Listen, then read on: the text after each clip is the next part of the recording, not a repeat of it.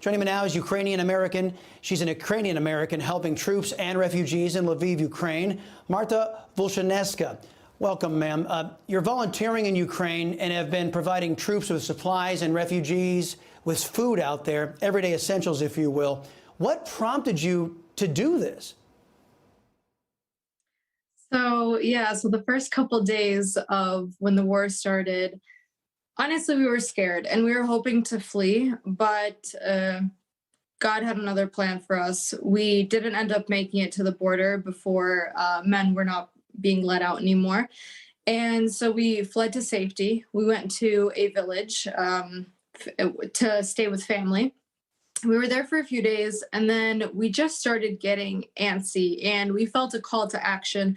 There was no worth in us staying and hiding in the village. We needed to go and do something.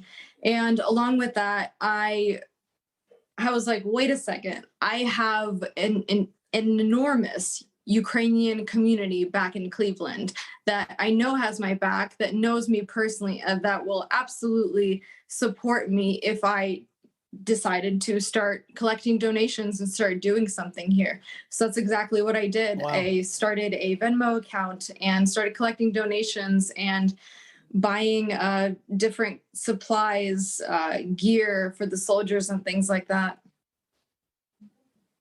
Well, what are the greatest needs that you have right now?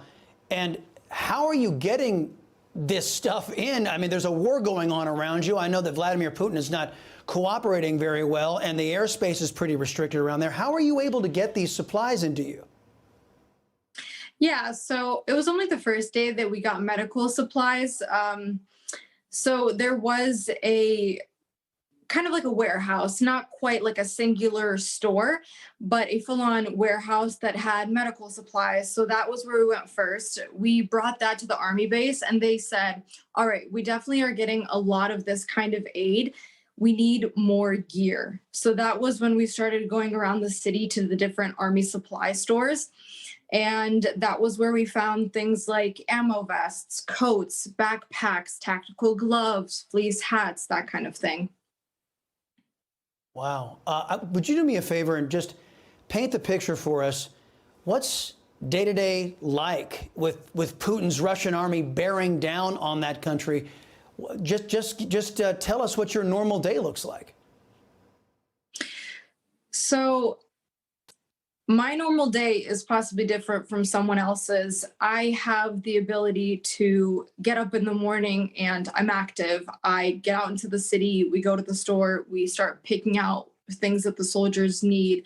We're thinking about what sizes, what quantities, what else could we get them, what more might they possibly need. As opposed to someone that might be staying at home with their small child who's scared, and every time the air raid siren turns on, they grab their emergency backpack with their basic needs and they run to the basement to seek safety. So the picture is different everywhere, honestly. Here in Lviv, thankfully, it's pretty calm. I feel like the city is definitely buzzing with humanitarian aid. There's, I don't know if you heard about the joke with the Russian warship, but there are billboards and memes about it all over the city now. So people are keeping morale high, but I think it's important to remember that although the active fighting is not here, it easily could be. So we need to be ready and stay aware. Yeah, we've been showing some pictures, and there's one in particular, and I don't know if the folks in the control room can show this. There's a couple of little babies just being bundled up, and it looks like a makeshift structure. I know a lot of folks here at home might want to help those being, there's the picture right there. Folks at home might want to help those who are being displaced by Putin's war. Do you guys have a website where folks can go and maybe help out? Is there a place they can go? So if anyone would like to donate to my cause, which directly supports our troops here, and all of everything that we buy goes straight to the Army base, to the 80th Brigade in Lviv, my Venmo is at Lviv. That's LVIV-Ukraine-support. There's also a lot of great different organizations out there that you can also donate to, one of them being Cleveland Maidan, MAIDAN as well. So anything counts, honestly. Wow. Even reposting something, sharing a story, donating $5, $10. It's all much appreciated, and together we're strong. Martha, God's blessings to you. Lenten time, a lot of folks know this is a time of sacrifice. I think you're living it right now. Martha Volshaneska, thank you very much. Appreciate you being here.